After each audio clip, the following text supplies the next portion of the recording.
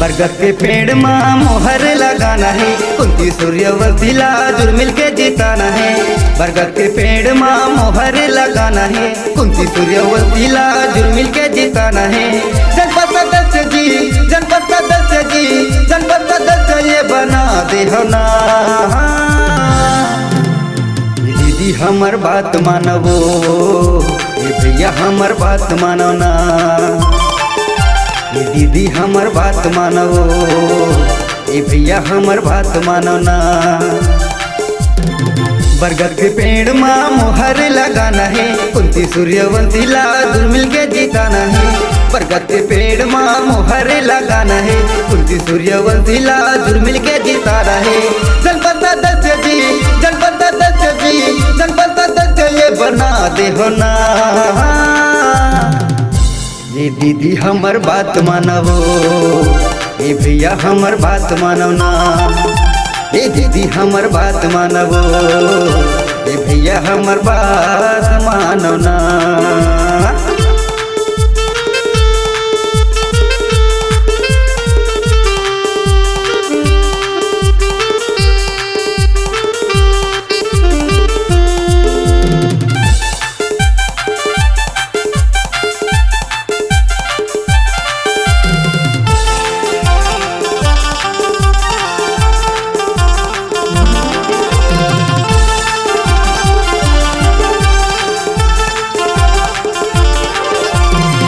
कमान 22 के कुंती है प्रत्याशी, दुख सुख के साथी दीदी, दुख सुख के साथी, सुख दुख के साथी दीदी, दुख सुख के साथी।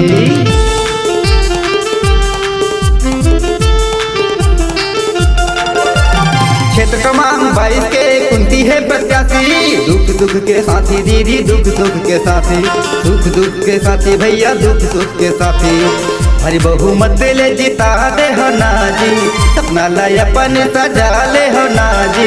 हरि बहुमत ले जिता दे हो ना जी, सपना लाई अपन सजा ले हो ना जी।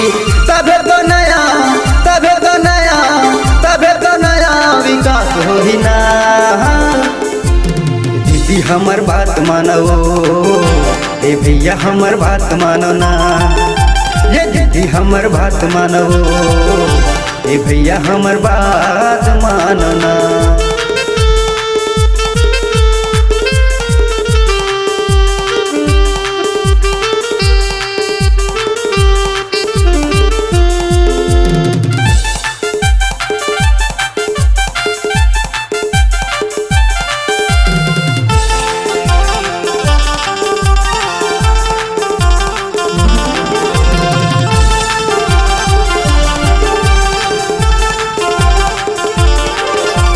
बरगद छाप हमर निशानी कोनो जिन भूला हो। जे मखड़े है कुंती दीदी जुर मिल के जीता हो, जे मखड़े है कुंती दीदी जुर मिल के जीता हो।